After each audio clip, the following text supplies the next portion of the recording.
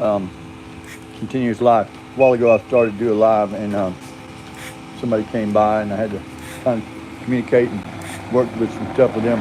My back fence, as I've told you before, is broke down. It's connected to the other people's fence, and they won't communicate with me about it. So decided I would put up a dog run right up here by my house. Now it's something I can't do. But if I went ahead and ran it across the whole backyard, now it'd be more area than I'm able to keep up with myself. So I'm cutting that back down, kind of limiting my dogs' areas, but allowing them enough area outside so they can run and do what they need to do. But I can kind of keep them up here close and secure with me, so I know everything's all right. Because I love my dogs and love my animals, and knowing that if I give them, it's such a large area that I'm not able to maintain. If something goes wrong, I can't keep them safe. So I choose today to keep my animals safe, and I also choose to try to, if I do have to get somebody in to help me out with something, I try to get them to help me set it up in such a way that if something goes wrong, I can kind of manage it myself, so that I'm not relying on somebody else all the time to repair something over and over and over, or keep up with something over and over and over. That if I do it right, I can take care of it myself. That's how I get it done, being 4'1", on oxygen, and the whole 9 yards, is to just, when you have to have somebody come in to help you with something, try to get it set up where you can take care of yourself the next time. And if you do that, you're just light years ahead, and it's just good. Well, it's kind of an update today also on my paranoia. Still to this date, I'm pretty much paranoid free. Doesn't mean I don't notice things that just aren't right, because I do. But my paranoia keeps me from hallucinating in more things involved in it than what it honestly really is. Um, there's been some issues occur, and I'm not going to go into details because it just doesn't matter. What does matter is it didn't send me in a spiral. It didn't get me spinning. It didn't make me paranoid. It made me realize that things like that and bad actors and the whole 9 yards, they're out there. There's nothing I can do about it other than to try to keep myself secure from them. If they do, or it does, interact and interfere with my daily life, the best thing and honest thing I can do is keep calm, try to correct the problem.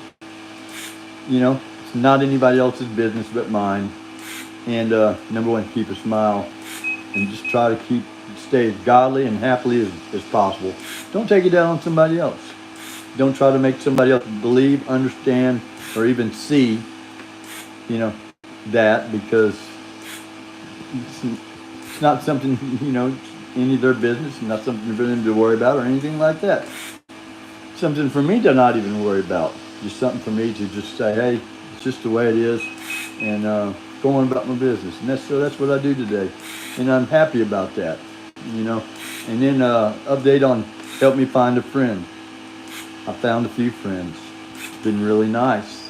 But I've also learned in the process, I still have to maintain my boundaries and what have you with these people. And by doing so, we're all much happier and safer and secure. All right. If I don't cross their boundaries, it's better for them. If they don't cross mine, it's better for me. In some situations, that's I've kind of had to lay that out there with my new friends and my old friends. That look, this is what works for me, and if we're going to be involved in each other's lives, you have to respect what I'm asking you to do. Respect, because it's what's been working for me, and it's how I've gotten to where I am today, and I'm really happy with where I've gotten today. I can't allow myself to need or want something else added to my life that's going to take away from what I've already got. If it's added to it, it's welcome. If there's anything taken away from it, then I need to question. All right, put it on the scales. You know, does the good outweigh the bad? Is the good going to get less and less and less, and the bad going to get more and more and more? You know, how is this going to work out in the long run? How does it make me feel today? And like, you know, the loss, gain, all that stuff has to be weighed out. You know, it's like I've been living, and like I've been trying to live, and it's hard to get in there, and it's hard to follow through sometimes. So I'm living scientifically. All right, if it works once, it's luck. If it works twice or three times, and consistently it continues to work, then that's a good thing. To keep doing it, keep marching. If it works once, but it doesn't work ever again, then it was just luck. Let it go. Move on to the next step, which is try a new approach. And keep trying those new approaches till you find an approach that allows you to get down and on the runway. All right, because when you try and land an airplane and you start to approach the runway and the wind blows you off, you pull back up, you circle around, you come at it again. Next time you come at it, you're too low, you pull back up, power back up, go around in a circle, come back down. This time you found the right approach, you hit that runway, you reverse the props, you slow the plane down, and you're all right. Well, each time you come in, if you come in with that same approach, being that the weather and everything else is kind of the same, come in with that same approach, chances are you're going to hit the ground running, everything's going to be all right. You know, hit the runway, reverse the props, slow the airplane down, taxi it around, park it, go home. You're safe and you got a smile on your face. That's how I live my life, and I'm not even flying still today. But I do know that because me and my father, we flew everywhere we went. You know, we jump in the plane and we hit the sky running. And man, he was a hell of a guy. He's gone today, but all those lessons that he taught me, you know, when I look back, I can pull them all out just a piece at a time when I need them. And man, I tell you what, that smart man made me a smart man. Now, how I can use that is going to tell how smart I'm going to be, you know, on a daily basis. And if I can keep my clear head and I don't allow things to contaminate that, my thinking, I can just keep growing, you know. God is good. I have faith in faith, all right, that God is there for me, all right. I know that the wreckage of my past, the damage I have done in the past and what have you, truly I am not worthy of my God or our God's grace. I'm not worthy of the salvation that's there provided for me. But that doesn't matter. The only thing that matters is I seek him in prayer. I ask him for forgiveness, and I believe in his abilities to do that for me. And by doing so, he's there. God is there for me. Forgive me for putting he in there, because there's no pronoun for him. For God. It's hard to keep that coming out of my mouth straight, but there's no pronoun for God. God is God. There's no other. He is the highest, and he's the one. God is the one that not controlled, but has created all, you know. And sometimes I have to remember that the wreckage of my past and what have you, and the people and the bad actors that I've acted with in the past as well, all right, they're still out there. They're not out there trying to do something right. They're not out there trying to do the same thing I'm doing. Even some of the people that are trying to do right, they're still not doing the same thing I'm doing. We're all doing things a little bit different. It's not a cookie cutter approach. It's about following the basic, you know, theories of good. Trust God, have faith, work, keep marching. But those bad actors, all right, they want to keep me away from the good actors. All right. So anything they can do to keep me acting in such a way, you know, as they want me to, they will. Bad actors will keep me away from coming in contact with good actors. All right. If I want to start a rumor and I really want it to go out there strong and heavy and not put very much effort in it, all I need to do is tell one person that, you know, everybody that's talked to me has said that that sky is brown. Everybody's told me the sky is really brown. Every single person. Did you know that they said that? All right. Now, they're going to tell the next person, well, Pat said everybody that told him that sky is brown. Now, it's not just one or two people telling that other person that. It's a whole bunch of people, even though it never happened. Because one person said it was a bunch. They told the other person it was a bunch. Now that person tells the other person a bunch. Now 2 or 3 people are spreading bunches of rumors, all right, that are compounded just like a pyramid. All right. Now, what's the whole entire media message that I'm trying to say here is, all right, sometimes you just have to overlook the crowd saying whatever they want to say about you. You know you're doing the right thing. Just keep doing it. All right. You don't have to follow that cookie cutter bunch. All right. And I know sometimes it's rough because the good actors, all right, sometimes may not really want something to do with you, or they may not trust you, or they may not be there for you right away because they know you're associated with bad actors.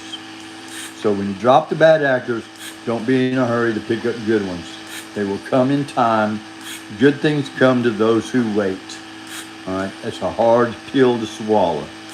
But if you really want something good, you got to throw away the easy, bad way and start picking up the hard, good way. It's a little harder to do, takes a little longer to get there. But if you're working math problems, you got to work them all the way through. You can't start at step 2 or step 3 just because you've read through the directions. If the directions said something A, something B, and then C say ignore A and B, well, that doesn't mean for you to ignore A and B. It means you work A and B because that's the way it works. When you get to C, now you can forget about what you did on A and B. You still had to work them first to get to the actual answer. So don't read forward. Don't, like I said, don't have whatever it is, expectations of that math problem. All right, expect to work it through from the very beginning to the very end in order to get the correct answer. Life is just the same way. Don't read into it. You have to work it all the way through from beginning to end, or you're not going to get the correct answer. You got to work it from the beginning to the end to get the right answer. You can't jump through that friendship scenario into the best friends or even further than that before you get through the first part, and that's getting to know. Once you get to know, then you can go further from there. Once you get to know, you might come up to I can rely on. You might come to I can depend on. You might come up to I can trust. You might, it all starts adding up into more and more and more as you follow the steps through getting to know and having friends. And it's kind of cool because that's the way I've kind of established the Help Me Find a Friend stuff and the guidelines and all that today. Although today I'm not looking for a whole troop of friends. I don't need a whole room full of people accepting me, trusting me, believing me, or anything else for me to be happy and secure with myself and where I am. I like myself today. That's a totally new thing for me, to be comfortable with myself without any added individuals to pat me on the back and say, hey, you're a hell of a guy. You're a good guy. I don't care about the ones that say, no, you're nasty and mean and ugly. That's what all these people are saying. You're mean and aggressive, and and you're so bad. Hey, so be it. If you want to keep spread, that's fine. Sooner, if I just keep fighting a good fight, marching a good march, keeping a smile on my face, spreading good cheer and hope, sooner or later, the bad actors will completely evaporate. The good actors will recognize me as being such.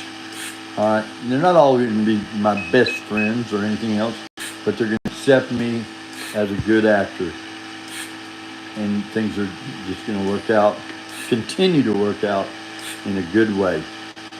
So, I hope and pray that you're listening to this, you decided you want to be a good actor too. I hope and pray that something I've said might be able to help you out in such a way. I keep looking at these videos and podcasts and all that about behavior and all that, and I get a lot out of them in a certain way. In other ways, I think it's a little excessive what they're saying about it, and I think it's producing more harm sometimes than good by people getting so involved in investigating that area of people's lives. And I don't really care for the word and the term narcissist. They're just bad actors, and they've been around for years and years and years. They are multiplying. There's more of them, and it's a psychiatric condition which they need just as much psychiatric care as the people that are being abused by them do. I know I've been a victim of the abuse from the bad actors, and it causes me to have a lot more troubles in my life than just the troubles that they have set before me. It makes me want to question a lot of things. Not too much today anymore, because like I said, I've decided, now that I'm not paranoid, that things are just going to happen. The bad actors are going to appear. They're going to put stuff in my way. That's what they do. That's what makes them happy, is knowing they can come in and spin a weak-minded person, and cause them to start basically hallucinating things that really haven't occurred, to add to the little bitty things that they've done and set in motion. And by doing so, and me spinning and hallucinating, I'll explain that to somebody else and get somebody else to believe it and see it. Now those people are questioning me, because what's wrong with you seeing? We don't see this. We don't understand this. How can this be happening? Whatever. And you have to be calm enough to just deal with it and just let it happen. All right. So what if you have to take 4 steps before you can take the one step that you really need to take? All right. Because if you just keep taking one step you need to take, coming back and picking up 1 or 2 of those 4 steps that were applied in front of you as you can, all right, then it will all kind of work out in the long run, and it'll be okay. Is there anything else I need to give you all updates? Updates on the Funny Farm, my stuff that I'm putting together for my ADLs, activities of daily living, are coming along real slow here for the last week or so, because like I said, I've been sick. My leg, as you can see, let's see if I can get it, is turning red again, and I've got an appointment to take care of that, have the doctor fix it, and I'm getting a lot of poison out of it, and I really believe that poison in my leg has, it can affect my mental well-being as well.